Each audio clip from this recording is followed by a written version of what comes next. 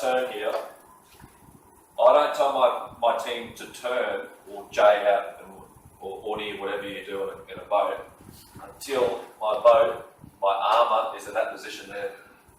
Okay? A lot of people come into a turn and then start saying, turn here. You lose so much boat speed.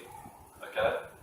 You have to come in at good pace, and you as a steerer have to get your boat in that position. So as soon as your armour hits here, pretty much this is the armour. When it hits about this section here, that's when you tell your number 1 or 2 to orney or jay.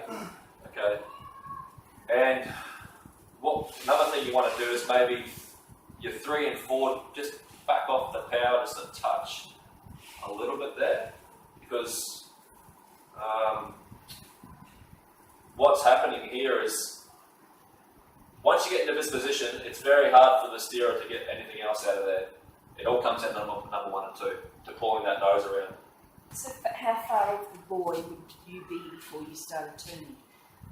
What I try and do is look at a 45-degree mark on the lane.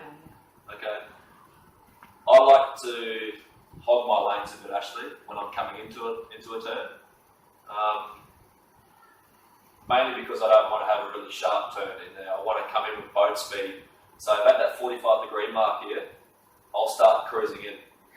Okay. How do you turn that? Do you poke it or do you paddle it? Well, I'll do a small sort of poke and let the boat start moving by itself and just let it keep on going. But it's being able to decide when to do that as well. But also be ready to correct it just in case you poked it too much or overdid it. Depends on weather too. Depends on the weather, that's right. And it always depends on, you could have another boat in the next lane coming into your way that could be in front of you. There's so many things that come into play there. So if you were going to correct that, sorry for interrupting, you then correct it with a paddle because then you're on that side? Look, I do. And then you're not going back and forth? That's right. So I'm staying on that one side, so I'm not going to change over. Yeah. So if I'm going to poke, and if I do it too much, I'll correct it with my paddle. Because then you're still there ready for your next poke. That's right. And you're also just maintaining power in the water as well. You're not creating drag. Not doing this. So like I was saying, find that sort of 45-degree angle there before you start heading into the turn. So you've got full speed and momentum when you're coming into the turn. So there's my armour.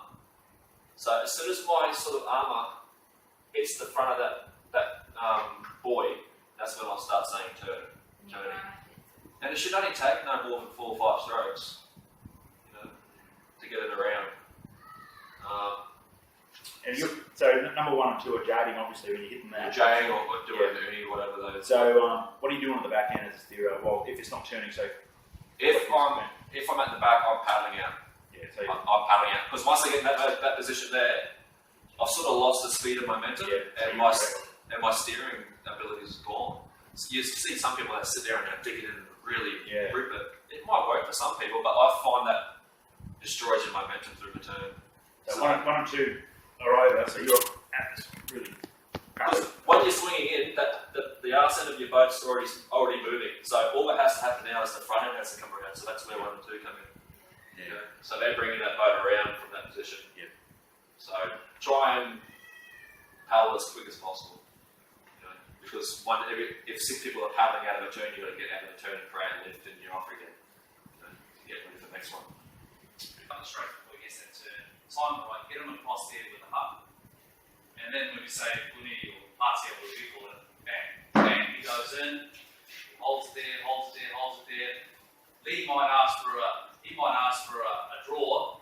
He comes, so the whole time so one would sit there, have his blade in there, and he's always looking over the right hand shoulder at 2 and seeing the stroke rate at 2. So 2 is still going here. And then Lee might say, okay, draw. That one comes across at the same time that number 2 is coming forward, and they both hit the water at the same time, then they might start drawing together. Bang, up and underneath the boat, down underneath the boat. What Lee said is it should be only 2 or 3, 4 strokes at the most. Bang, up and go again. You don't want to lose that momentum, that flow coming around too much. I'm an old-fashioned guy. I think the audience only come out in the last 10 years. I like to get number 1 and 2 to do like a paddle stroke where I go out and my paddle and I feel the pressure. Okay, and so they go out and go, I'll say turn, and then they'll go out, bury that paddle, feel the pressure just by holding it there. Okay, and then pulling it in until they lose that pressure, and then they'll have to start paddling. You sort of feel it, you know.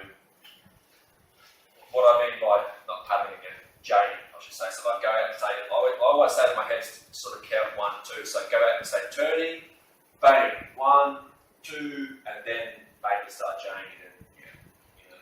So you're using that power by just putting your paddle out there. But it should be only 1, 2, maybe 3, and then start 1, 2, and then you should be able to turn by then. If you got good boat speed. Speed is so important coming to that turn. Got to have that speed. Ladies and gentlemen, just after those 500 metres.